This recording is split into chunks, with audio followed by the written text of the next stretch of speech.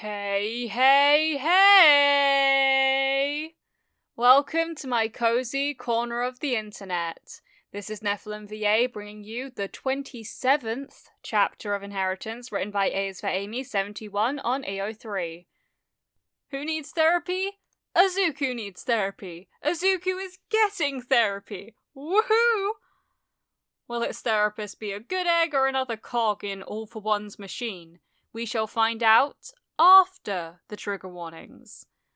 This fan fiction is for mature audiences with canon-typical violence and a trigger warning for major character death. If that isn't your style, then I recommend Shades of Green, which is written by Maybe It's Friendly on AO3. It can be found on my channel. Canon Divergence is the name of the game and indulges the what-ifs of Midoriya Izuku having a quirk. With that being said, the chapter summary is as followed. Izuku gets started on therapy and finds the sports festival is just around the corner. Now I implore you to sit back and relax whilst I read to you.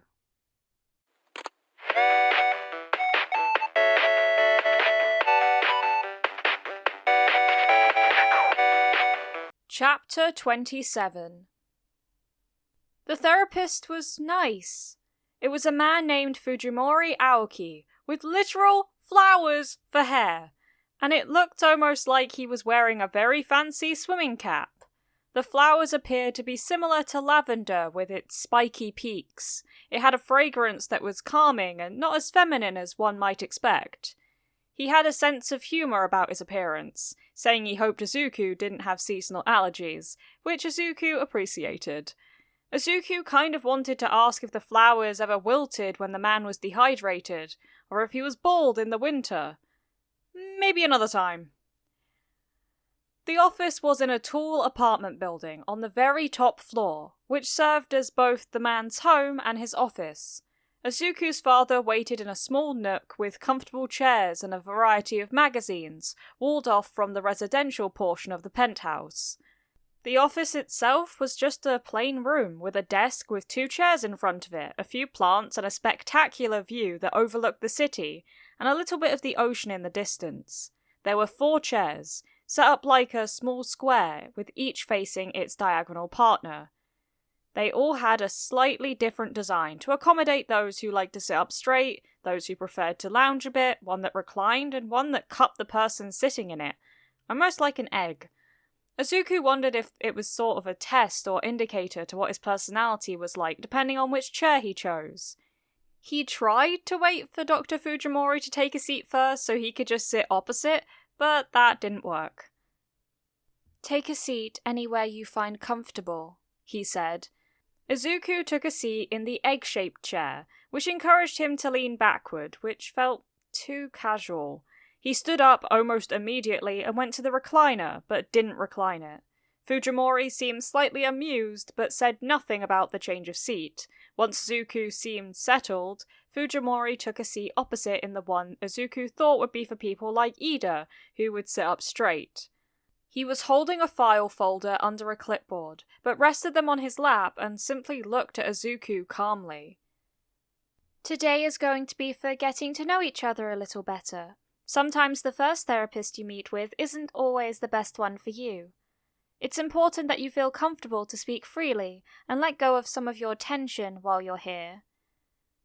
The next hour was a bit awkward at first, but by the time Izuku left, he felt like he had made a start in addressing some of the things on his mind. He'd talked a lot anyway. His father made an appointment for him for the next week, and then appointments would be weekly or as needed after that. On the drive home, the only thing his father asked about his appointment was what his first impressions of Fujimori were and whether he felt comfortable there. Izuku appreciated the privacy and the concern. "I think I'm going to like him," Izuku said, "but I guess I won't know for sure right away." Izuku didn't see any reason why he shouldn't be okay with Fujimori, but he hadn't seen any reason not to trust Granny Ito either. He had loved her, and she had loved him, but in the end the centre of their relationship had been betrayal. The only close friend he'd ever had was Kachan, and Izuku had felt betrayed by him as well. He hadn't allowed himself to form any true, close friendships for the most part of his life because he just didn't trust people beyond the surface level. He believed that most people were good, but maybe he was afraid that he'd find out they weren't. He said I should keep a journal, Izuku said, willing to share that much about his appointment, so I can write things down that bother me, or things I can't stop thinking about and stuff. He said it would help us use the time during our sessions to our best advantage. That makes sense, his father said. Do we need to stop and buy one, or do you already have something you want to use? And just like that, Izuku knew that not everyone would betray him. Not his father, not All Might or Sir. There were people out there he could trust. He just needed to take time and have the courage to try and let people in. Ida and Uraraka messaged him regularly during the school closure. Ida was incredibly efficient, and had put together binders for himself and Izuku to help with their class rep duties. His messages were usually something regarding school, though he did often express concern for Izuku's well-being, since he'd been the most injured at the USJ. Uraraka's messages tended to be more cheerful, in a getting-to-know-a-new-friend kind of way. Through their brief messages, which Izuku got flustered over because talking to a girl outside a school setting was out of his scope of knowledge, Izuku learned a lot about her. She lived in a tiny apartment not that far from the school because her parents lived in Mei Prefecture, several hours away. She ate a lot of ramen, but when Izuku asked if that was her favorite, she said, "Not really," which Izuku took to mean that she ate it because it was inexpensive. He gave them surprisingly little information about himself. Some things were unavoidable, like his quirks, his love of all things All Might, and things having to do with school. Habit kept him from sharing personal details about where he lived or what he did outside of school. They seemed content with that for now, but he wondered how long it would be before they thought it was weird. He should probably talk to his father and All Might about what it was okay to say and what wasn't, since the most innocent of conversations could have disastrous results. They learned that the hard way with his dad's assistant. Still, there was nothing stopping him from being friendly and appreciative of their concern and interest. He just proceeded with caution. When the school reopened on Monday, Izuku was surprised to see Uraraka as well as Ida when he arrived 25 minutes before the bell. Asui, call me Suyu, showed up not long after, then Yaoyorozu. Everyone seemed relieved to see each other in person after the USJ scare, and were looking for answers that hadn't been answered with the back-and-forth messaging they'd done over the extended weekend. More students had arrived early on this day than any before, and it seemed strange that school had only been in session for a couple of weeks. "How did they know who you were, Midoriya?" Sero asked, ignoring Ida's complaint that he was sitting on the desk. "I've sort of run into them before, I guess," he answered cautiously. "You guess?" Suyu pressed. "You're not sure?" "Well, it's a long story, but I met the guy with white hair and the Warp Gate guy before. But the meeting was kind of erased from my mind by their boss, so I didn't find out until later." "That's crazy, man," Kirishima exclaimed, sounding excited. "Tell me about it," Izuku agreed. Then, not feeling comfortable with all the attention on him, Izuku decided a change of subject was in order. "I'm glad everyone is okay," he said, "and I'm sorry I didn't think to message all of you. I'm not turning out to be a very good class rep. I was thinking it might be a good idea to make up a group chat for our class so everyone can check in with each other." "That's an excellent suggestion!" Ida approved. "I'll do it," Kaminari offered, pulling out his phone. "No, I'll do it," Ashido insisted. "I think we should wait until our break to set it up," Izuku said. "Class is about to start." That set Ida off on one of his tangents, waving his arms and urging everyone to get into their seats.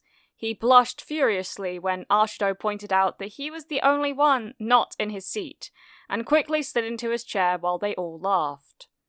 "I wonder who will get as a teacher until Sensei's back," Uraraka whispered loudly enough for everyone to hear. "Whoever it is, we will give them our utmost respect," Ida said just as the door slid open. Good morning.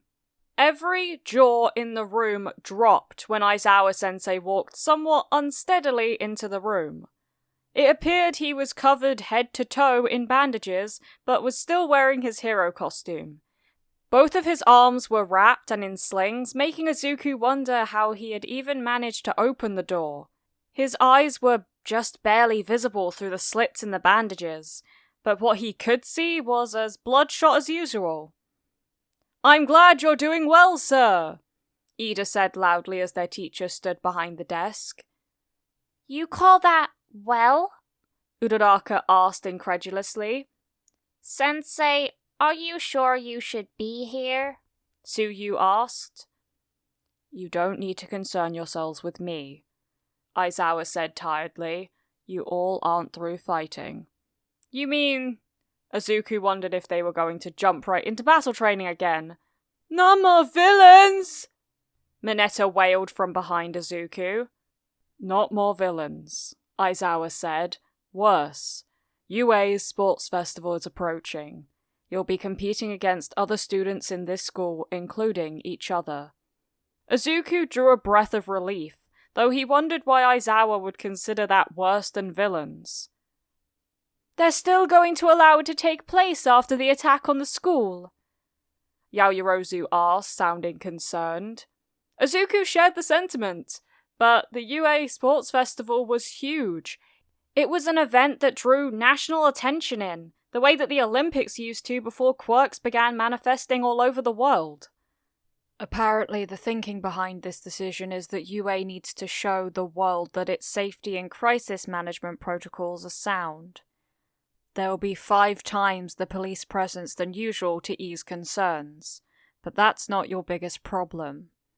Izuku had figured that tightening security would have happened even without the festival, so that wasn't a big revelation. He only hoped the villains didn't see it as a challenge. This is one of the biggest opportunities you'll be given. However, it's not only you that's getting the opportunity. Competition will be fierce, school-wide. It's not something that will be cancelled because a few villains gave one class some trouble on a remote corner of campus. You sure about that? Mineta asked, sounding spooked. Izuku wondered exactly what Mineta had endured at the USJ. He wasn't sure anyone had filled him in on that. Mineta, haven't you ever seen the past sports festival? They're huge and take tons of planning and— Of course I have! Mineta said, sounding almost offended. It's not what I mean!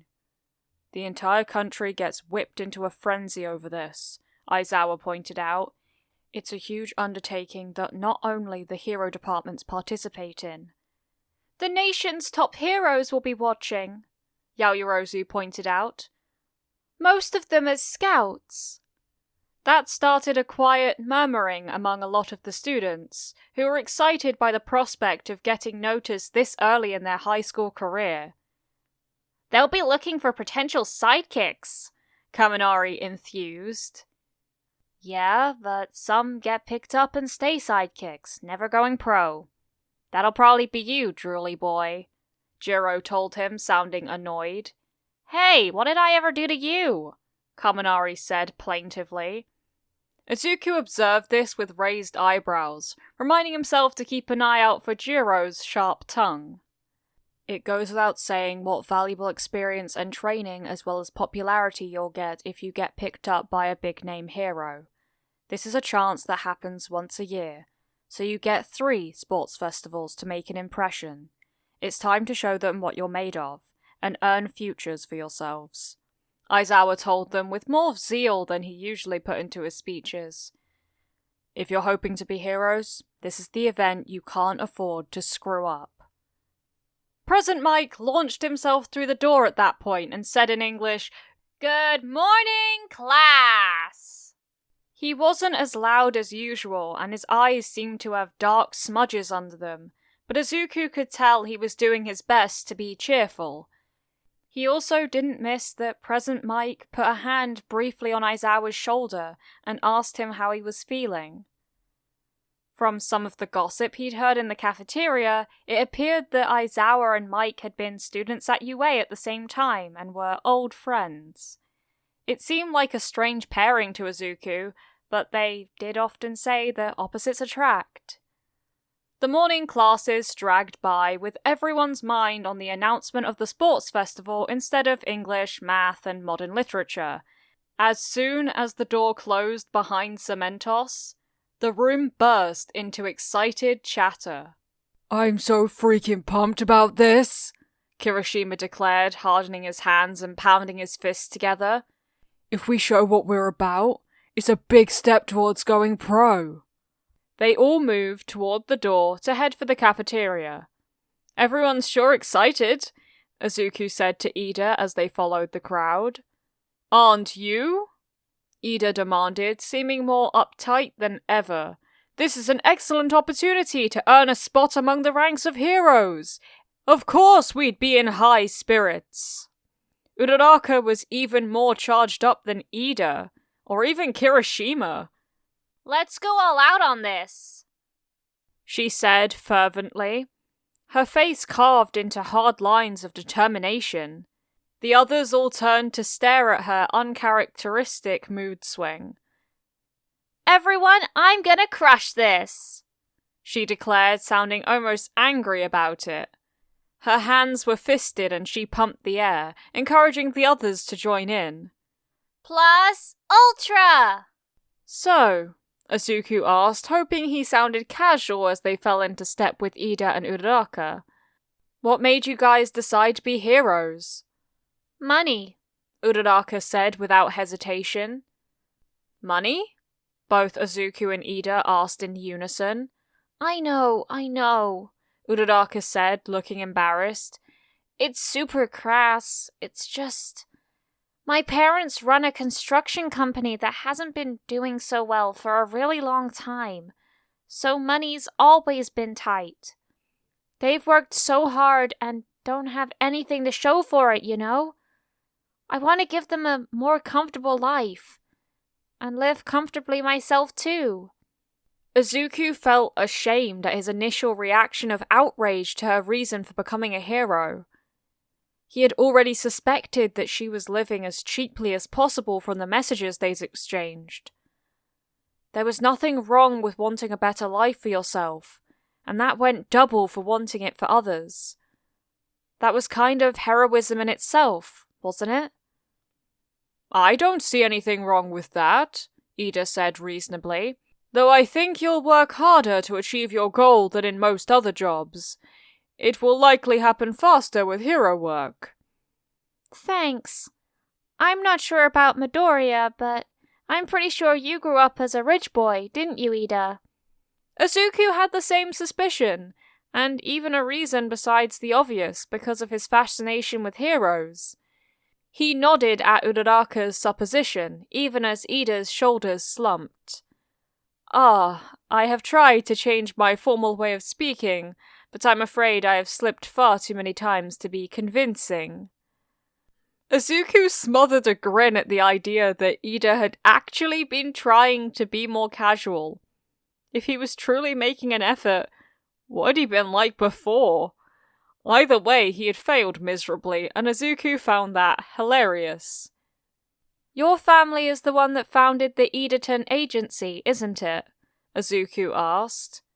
"You knew?" Ida asked, straightening again, as if the slumped shoulders were too much of an effort to maintain. "I do now," Izuku grinned. "Your hero costume kind of gives it away." "Ooh," Uraraka said, sounding very impressed. "Yes, the Ida family have been in the hero business for generations," he said proudly, puffing out his chest. "The turbo hero Ingenium is my elder brother, Tensei. I hope to one day follow in his footsteps." "Whoa! Ingenium is really cool! His engines are in his arms and his mobility is insane. He's a very popular hero with at least 60 sidekicks under him at Edaton," Izuku said, impressed that they were brothers since there was definitely a wide age gap there.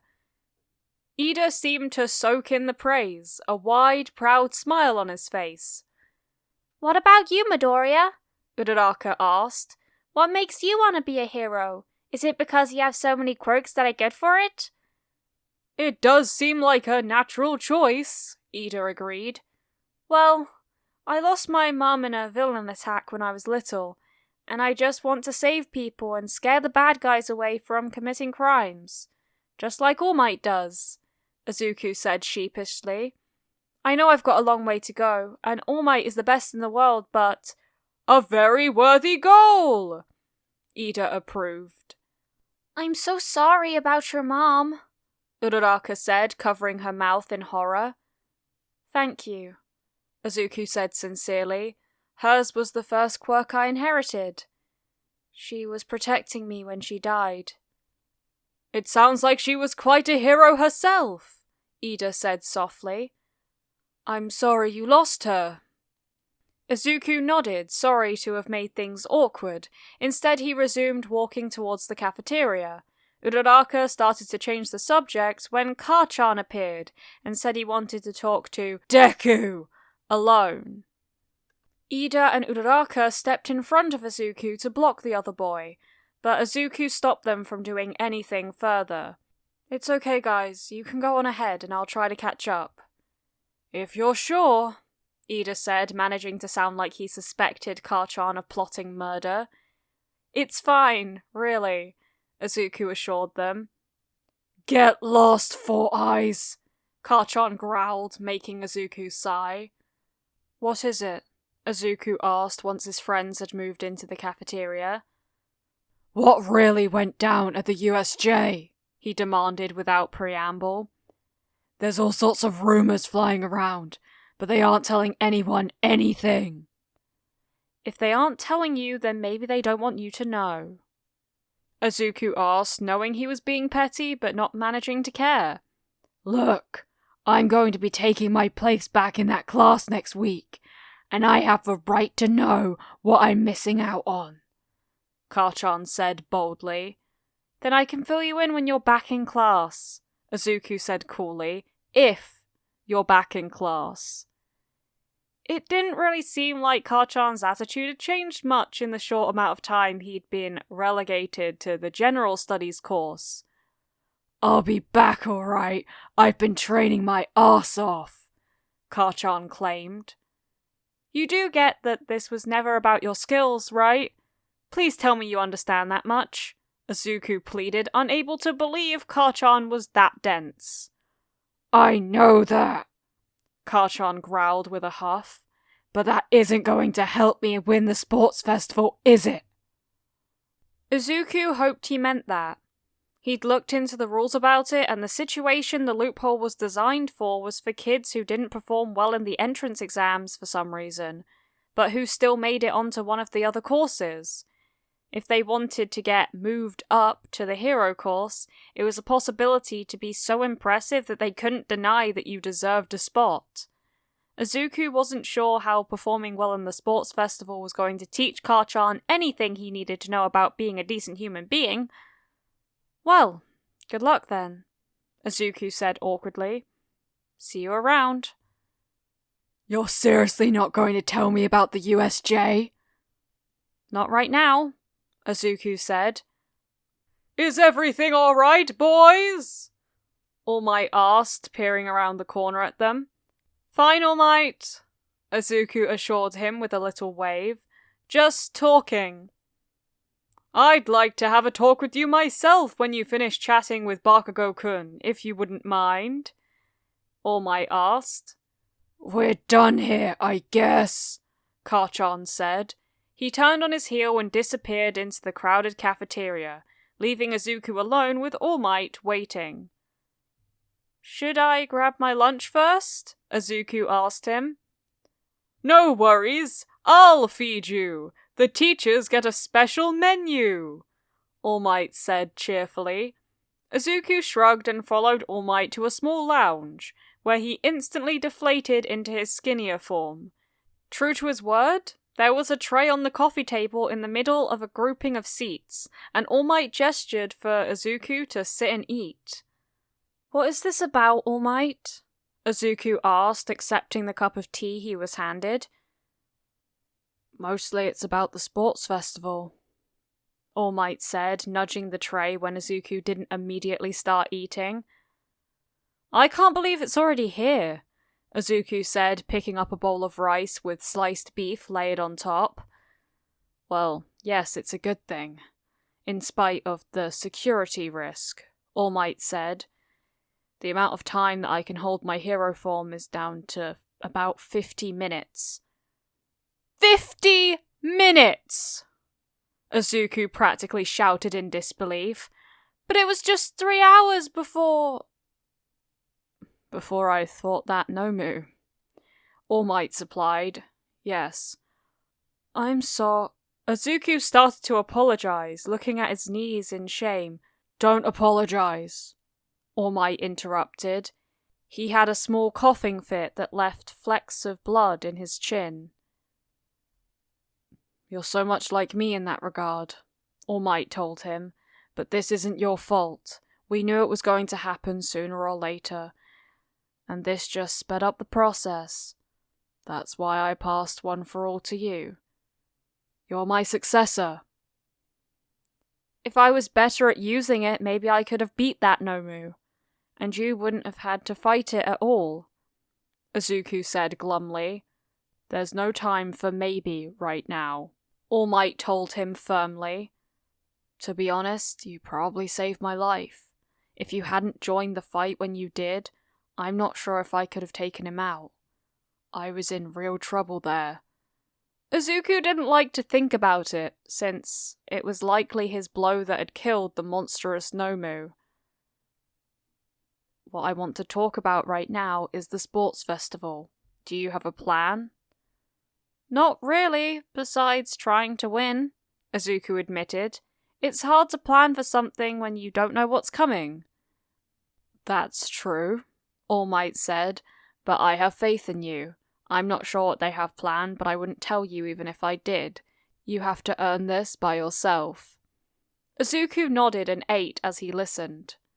It wouldn't hurt to see if you could find some footage of previous festivals to get an idea what it might be like. It's usually set up in a 3 or 4 part series of events designed to weed out the weakest competitors first. By the end, it's usually the kids in the hero course left for the final round, but not always. This year, young Bakugo will be looking to make a name for himself so that he can re-enter the hero course. There could be others with the same aim. Izuku knew he was right. He'd watched almost all of the previous sports festivals on television for as long as he could remember. Surely there are at least a few blogs that talked about them or made predictions about what this upcoming one might contain. It could be worth looking into. The important thing is that my time as a hero and the symbol of peace is running short. And there are some criminals and villains out there who are beginning to see that. As my successor, it's time for you to start standing out. You need to tell the world, I am here, so that they can get used to the idea that I am not the only one villains need to fear. The sports festival is an excellent chance for your name to start becoming known to the world. As pep talks went, it would have been a great one if Izuku didn't feel the weight of its importance resting on his shoulders. They talked some more and Izuku had muttered his way through an entire conversation with himself before the bell rang, signalling the end of lunchtime. He went back to class with a lot to think about, and very little time to prepare for the battle of a lifetime. Everyone seemed stoked about it, planning how they would spend the next 2 weeks training until the sports festival. When classes were dismissed for the day, they were stopped short at the door to their classroom by a crowd of students who all seemed to be waiting for them. What's going on? Uraraka asked in surprise. Looks like they're here to size up their competition, Yaoyorozu surmised. We are the class that survived a villain attack after all. It does make sense that they would want to look before the sports festival, Ida agreed, though blocking the hallway is not the way to conduct oneself as such a... It's true, a boy from the back of the pack piped up, pushing his way to the front of the crowd. He had fluffed up, bluish-purple hair and dark shadows around his eyes. We came to get a look at the competition, but you don't look that impressive to me. You just look like the rest of us." "Hey," Kirishima objected. "Rude." "I'm just saying what everyone else is thinking," the outspoken kid said. "Those of us who didn't make the hero course got diverted into general studies or other tracks. There are a lot of us. Did you know?" Izuku did know, though he wouldn't have if Kachan hadn't been demoted. And depending on the results of the sports festival, they might consider transferring one of us into the hero course. "What? Really?" Mineta asked in surprise. Izuku found himself nodding in confirmation until the boy said something Izuku hadn't known. "I've heard the opposite is also true. If you bomb at the festival, you could get booted out to make room for someone who performed better. In fact, I've heard there's already an available seat in 1A. "That seat is mine, eyebags!" Izuku actually winced when he heard Kachan's voice from near the door. It only took a moment for him to also push his way forward to confront the other kid. "That's not what it looks like from here, Sparky," Purple Hair said, sounding bored. "I'm taking that seat back. I didn't get sent to general studies because I lack skills, and there's no way you'll beat me in a contest of quirks," Kachan declared. "So was your charming personality," the other boy said with a smile. "Imagine being such a dick that even your powerful quirk couldn't keep you from being kicked out of heroics.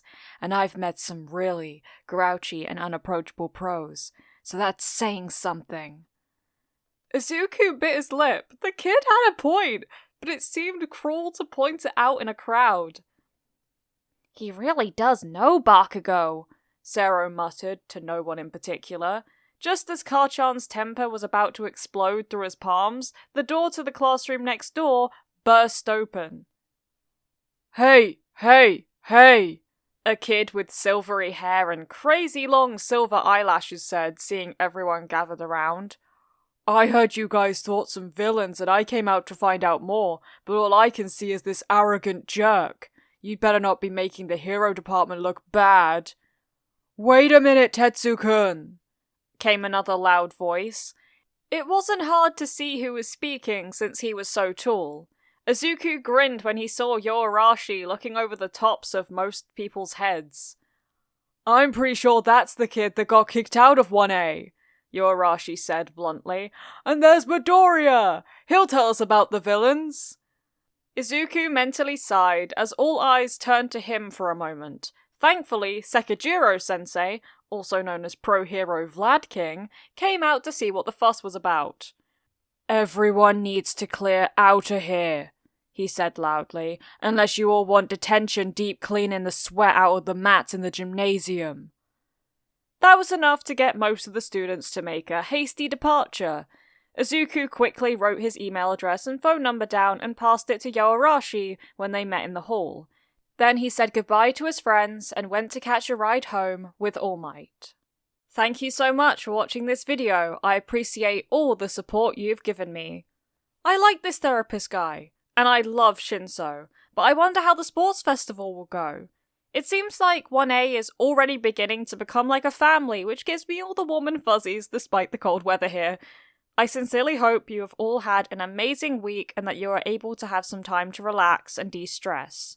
Tough times don't last, but tough people do. And you don't need a heroic quirk to be tough. So let's do our best. All credits go to the original creator of this fanfiction. A is for Amy71 on AO3. I would highly appreciate it if you gave this video a like and you subscribe to the channel and you hit the notification bell to be notified of when I next upload. There is no pressure to do so though. Thank you for visiting my cozy corner of the internet. Keep growing my sunflowers. Mwah!